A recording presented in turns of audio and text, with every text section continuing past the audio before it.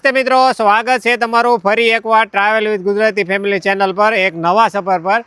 આજે આપણે આવી ગયા છીએ પવિત્ર ચૈત્ર માસ ચાલી રહ્યો છે એટલે નર્મદા ઉત્તરવાહીની પરિક્રમા કરવા માટે। તો નર્મદા ઉત્તરવાહીની જે પરિક્રમા છે એની ફૂલ ડિટેલ ક્યાંથી શરૂ થાય છે, ક્યાં પૂરી થાય છે અને કેટલા કિલોમીટર સુધીની છે અને એનું મહત્ત્વ શું છે તે બધું તમને આ વિડીયોમાં જાણવા મળશે।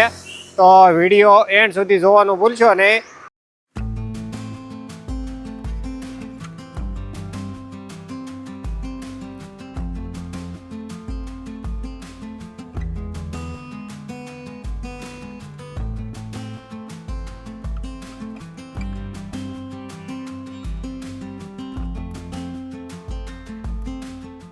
અમે રાજપીપળા શહેર જે છે તે વટી ગયા છીએ અને રાજપીપળા જે રોડ છે, રાજપીપળા સ્ટેચ્યુ ઓફ યુનિટી વાળો રસ્તો, ત્યાંથી જ તે આપણે રામપુરા જે નર્મદા પરિક્રમા શરૂ થાય છે તે વળવાનો જે રસ્તો છે તે આ રસ્તો છે ને મેં વળી ગયા છે અને બસ રસ્તો બતાવવા માટે ઊભો રહ્યો હતો। અહીંથી લગભગ હવે જે રાજપીપળા વાળો જે રોડ છે ત્યાંથી 7 કિલોમીટર જેટલું અંદર છે રામપુર, ને જે રાજપીપળા શહેરની બહાર નીકળે અને જે ચેક પોસ્ટ આવે છે ને આ રસ્તો જે જાય છે તે સ્ટેચ્યુ ઓફ યુનિટી તરફ જાય છે અને અહીંથી જે આ રસ્તો જાય છે તે નર્મદા પરિક્રમા તરફ જાય છે। અને જો રસ્તાની વાત કરું તો વડોદરા શહેરથી રાજપીપળા આવવા માટેનો જે રોડ છે ત્યાં ગમે તે રોડ તમે લઈ શકો છો, વાયા ડભોઈ અથવા તો વાયા કરજણ, અને જેટલા રસ્તા છે તે બધા રસ્તા ઉપર CNGની સુવિધા ઉપલબ્ધ છે। તમને 20-20 કિલોમીટરના અંતરે ગેસ મળી જાય છે। પવિત્ર નર્મદા પરિક્રમા જે છે ત્યાં પહોંચી ગયા છીએ અને ગાડી આપણે પાર્કિંગમાં મૂકી દીધી છે। જે રામપુરા ગામ છે ત્યાંથી પરિક્રમા શરૂ થાય છે અને કાર પાર્કિંગનો ચાર્જ છે તે 100 રૂપિયા છે। અને અહીંથી જે આપણે રણછોડરાયનું જે મંદિર છે ત્યાંથી પરિક્રમા શરૂ થાય છે। તો બધા રેડી થઈ ગયા છીએ।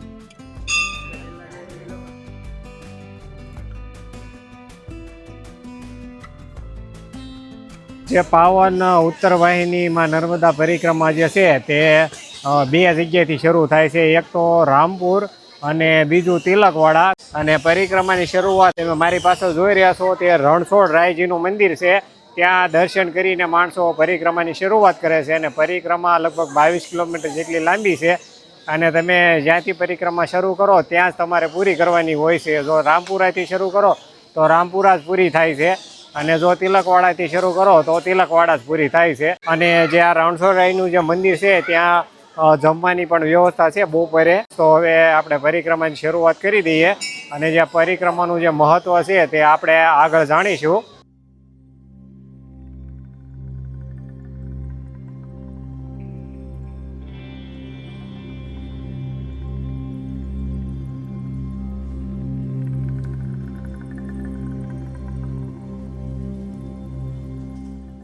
તમે જો આ પરિક્રમા કરવા આવતા હોય તો પર્યાવરણનું ખાસ ધ્યાન રાખો અને માં નર્મદા મૈયાને ચોખ્ખાઈ રાખવાની કોશિશ કરો, કચરો જ્યાં ત્યાં ફેલાવવો નહીં।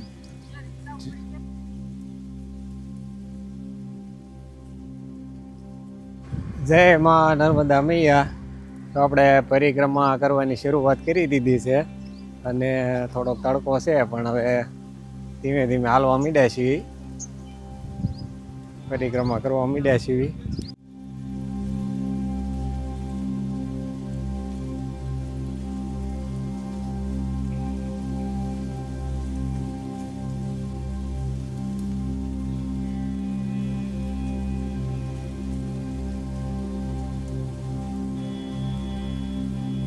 આ જે પરિક્રમા છે તેમાં તમે બધી જ રીતનો આનંદ લઈ શકો છો, કારણ કે પરિક્રમા જે છે તેના અલગ અલગ રૂટ છે।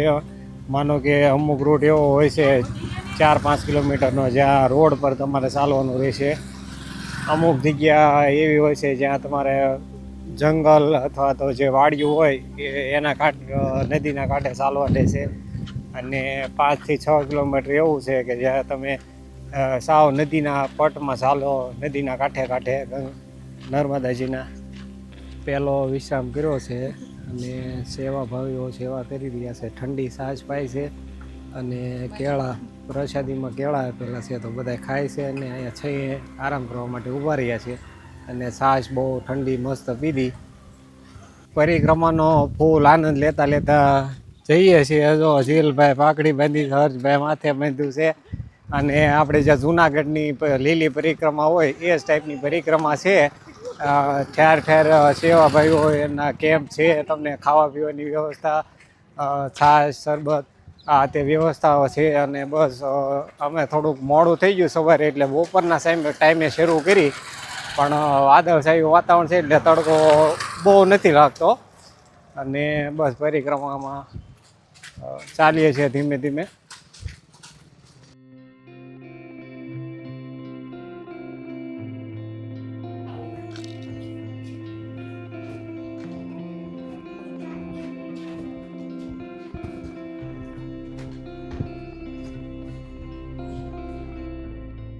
પરિક્રમાનો મહત્ત્વનો પાઠ જે છે તે હવે શરૂ થાય છે, કારણ કે લગભગ અડધી પરિક્રમા અમે પૂરી કરી નાખી છે. જે રોડ ઉપર ચાલવાનો જે માર્ગ હતો એ પૂરો કરી નાખ્યો છે, અને હવે જે નર્મદા મૈયાનો જે કાંઠો છે ત્યાં કાંઠા ઉપર ચાલીને જવાનું છે. બસ અહીંથી નર્મદા નદીનો જે કાંઠો છે તેમાં ઉતરવાનું રહેશે. ને હવે જે પરિક્રમા જે કરવાની છે તે બહુ આનંદદાયક પરિક્રમા છે, કારણ કે હવેનો જે પાઠ છે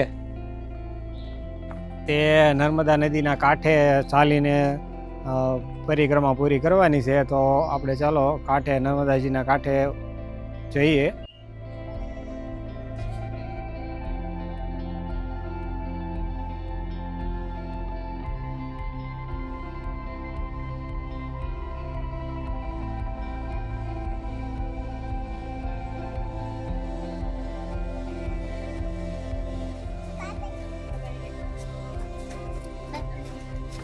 चलो चलो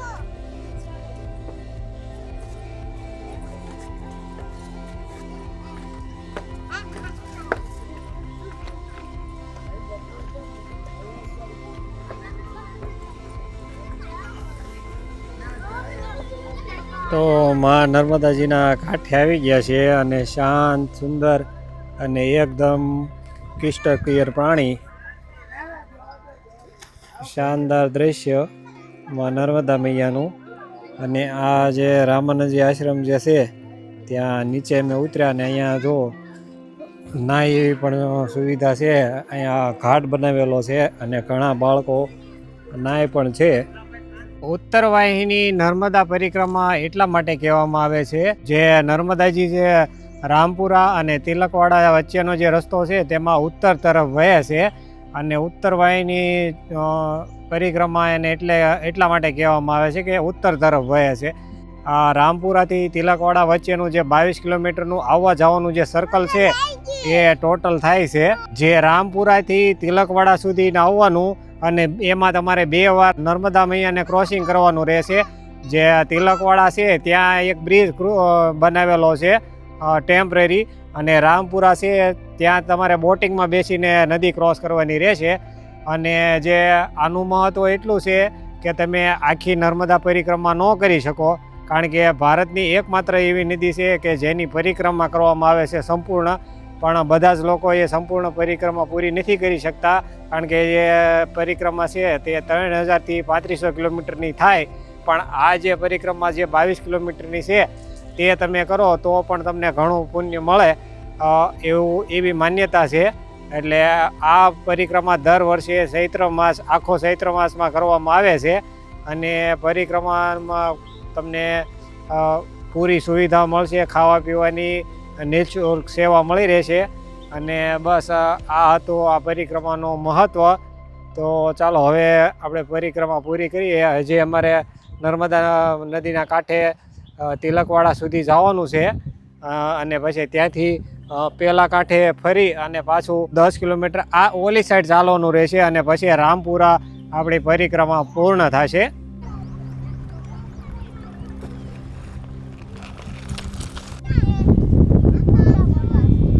અને અહીંયા નદીમાં ઘણા બધા બાળકો નાહી રહ્યા છે.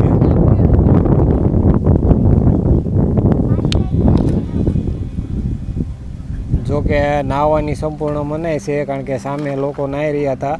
એમને તંત્ર દ્વારા ના પાડવામાં આવી છે કે નાહવાની મનાઈ છે, એટલે બધા નીકળી ગયા છે. હર્ષભાઈને તેડીને હાલતા હતા, પણ અહીંયા બધાના પગલા ભાળી ગયો તા કે મારે પગ કરવા છે. તો ભાઈ હાલીને જાય. જો થઈ ગયા પગ થઈ ગયા ને તારા. હવે તેડી લો, તેડી લો.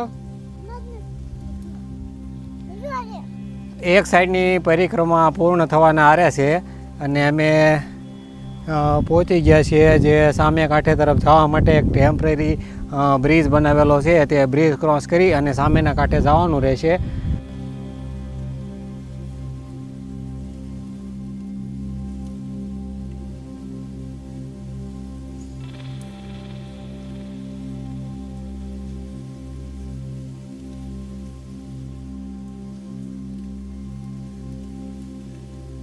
નદીના પટમાં જ તે આરામ કરવા માટેની વ્યવસ્થા પ્રશાસન દ્વારા કરવામાં આવેલી છે. તમે જુઓ કેટલી સરસ વ્યવસ્થા ગોઠવેલી છે. બેડ ગોઠવેલા છે, ખુરશી ગોઠવેલી છે, કુલરો મૂકેલા છે અને ઉપર પંખા પણ છે અને આરામ માટેની સારી વ્યવસ્થા ગોઠવેલી છે.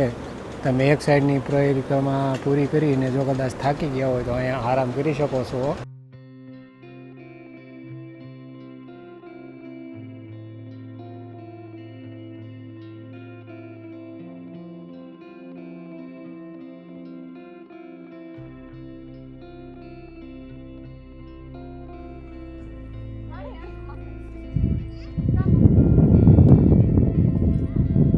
એક સાઈડની પરિક્રમા પૂર્ણ થઈ છે અને જે નર્મદા મૈયાને જે ક્રોસિંગ કરવાનું જે છે તે પહોંચી ગયા છે. અને જે આ બ્રિજ તમે જોઈ રહ્યા છો તે ટેમ્પરરી બ્રિજ બનાવેલો છે. તો ચાલો આ બ્રિજ ક્રોસ કરી અને સામેના કાંઠે જવાનું રહેશે.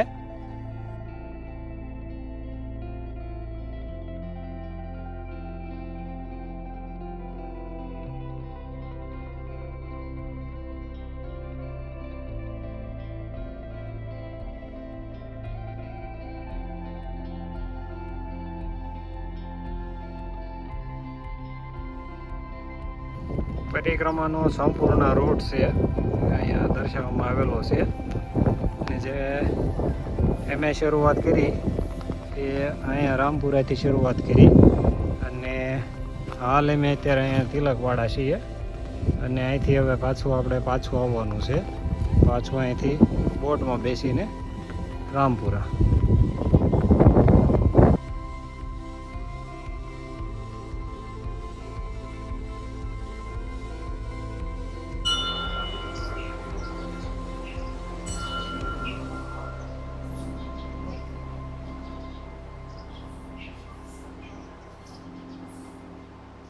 પરિક્રમાના બે મહત્વપૂર્ણ પાર્ટ આપણે પૂરા કર્યા છે. જે રોડ પર ચાલવાનો જે રસ્તો છે એ પૂર્ણ કર્યો અને પછી એમાં નર્મદા મૈયાના કાંઠે પણ ચાલ્યા.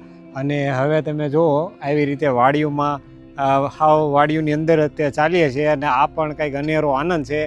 આ પરિક્રમા બહુ જ સારી છે અને પરિક્રમા કરવામાં પણ તમને બહુ જ આનંદ થશે. અમારા હર્ષુભાઈ હોઈ ગયા છે અને બધા ધીમે ધીમે એવી રીતે વાડીઓમાં હાલ્યા જઈએ છીએ.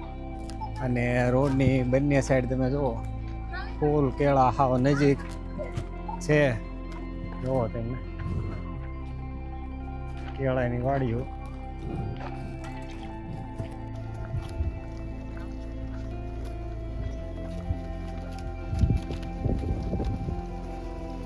પાંચ વાગ્યા જેટલો સમય થયો છે અને હવે પરિક્રમામાં ફૂલ ગड्डी જોવા મળી છે. મારી પાછળ જોઈ જ રહ્યા છો. હવે ભક્તોની ભીડ જામી છે. ઘણા બધા માણસો અમે સાથે થઈ ગયા છે. અમે તો ધીમે ધીમે આરામ કરતાં કરતાં ચાલતા હતા, પણ હવે પાછળ જુઓ પેટ સુધી ઘણું બધું પબ્લિક છે. શું ભાઈ જો કોઈને જાગી ગયા અને જીતુભાઈ થાકી ગયા છે. ફ્રેન્ડલી બે નહીં દે. હશુભાઈ જો હજે હાલે છે જે હોય જાગી જાય એટલે મૂડમાં આવી ગયા છે અને હવે એકલો એકલો હાલી જાય છે.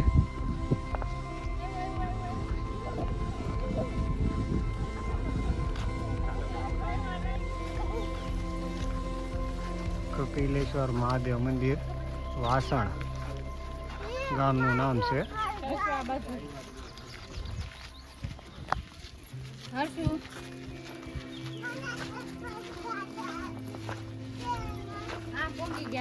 ચપ્પલ ન કઢાય તો યાર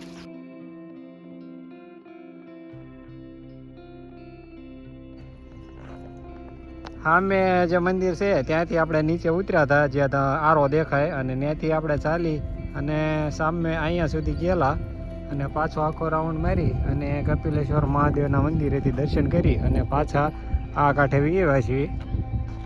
અને હજી થોડુંક નર્મદા મૈયાના કાંઠે કાંઠે ચાલવાનું છે અને પછી આપણી પરિક્રમા સંપૂર્ણ થશે.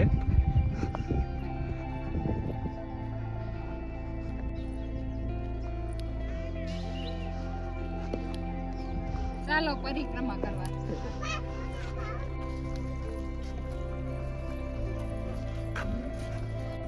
વાદળ છાયું ને વરસાદ આવે એવું વાતાવરણ થઈ ગયું છે. આપણી જે પરિક્રમા છે તે પૂર્ણ થવાને આરે છે અને નંદી ઘાટ જે છે ત્યાં પહોંચી ગયા છીએ અને અહીંથી આપણે બોટિંગમાં બેસી અને જવાનું રહેશે. જે બોટું ચાલે છે તે આપણને લઈ જાય છે. તો આપણી પરિક્રમા જે છે તે અહીંયા પૂર્ણ થાય છે. નંદી ઘાટ જે છે ત્યાં પહોંચી ગયા છે અને અહીંયા સેલ્ફી પોઈન્ટ બનેલા છે. મહાદેવની શિવલિંગો મૂકેલી છે અને સામે નંદી મહારાજ મૂકેલા છે અને નંદી ઘાટ લખેલું પણ છે. તો બસ અહીંથી આપણે બોટિંગ કરવાનું અને સામેના કાંઠે જવાનું છે. તો બસ આપણી જે પરિક્રમા છે તે સામેના કાંઠે આપણે પહોંચીએ જે ઠાકોરજીનું મંદિર છે ત્યાં, એટલે આપણી પરિક્રમા જે છે તે પૂર્ણ થાય. અને બોટિંગમાં બેસવાનો એક વ્યક્તિનો ચાર્જ જે છે તે 50 રૂપિયા રહેશે અને 5 વર્ષથી નીચેના બાળકોનો ચાર્જ ફ્રી રહેશે. 5 વર્ષથી ઉપરના બાળકોની ટિકિટ લેવાની રહેશે.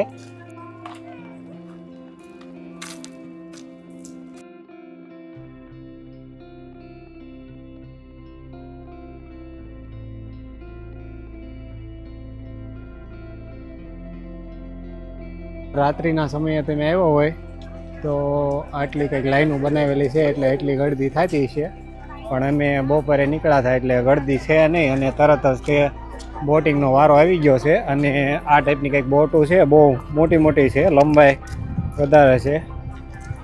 ઘણા બધા માણસો એક બોટમાં સમાઈ જાય.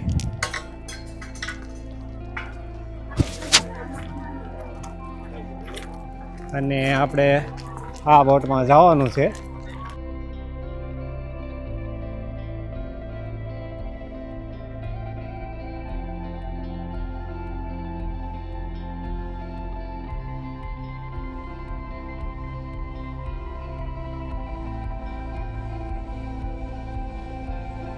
તો મિત્રો અમે બપોરના સમયે પરિક્રમા શરૂ કરી હતી એટલે બોટિંગમાં બેસવા માટે જરા પણ ગળદી નહોતી. અમે આવ્યા અને તરત જ વારો આવી ગયો.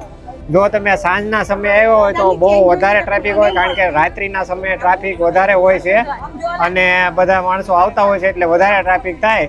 પણ આરામથી બોટિંગમાં વારો આવી ગયો છે અને હવે નીકળી ગયા છીએ.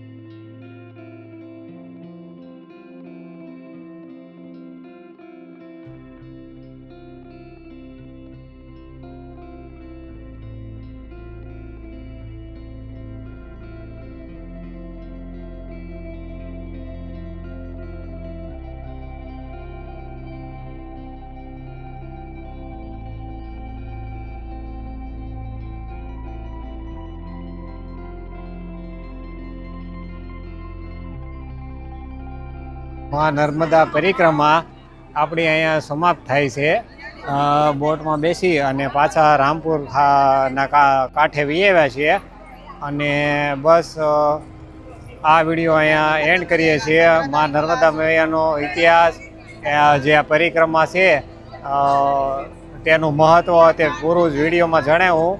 અને બસ આવા જ વિડીયો તમને જો પસંદ આવતા હોય તો અમારી ચેનલ ટ્રાવેલ વિથ ગુજરાતી ફેમિલીને લાઇક કરો, શેર કરો અને સબસ્ક્રાઈબ કરો. Thanks for your time.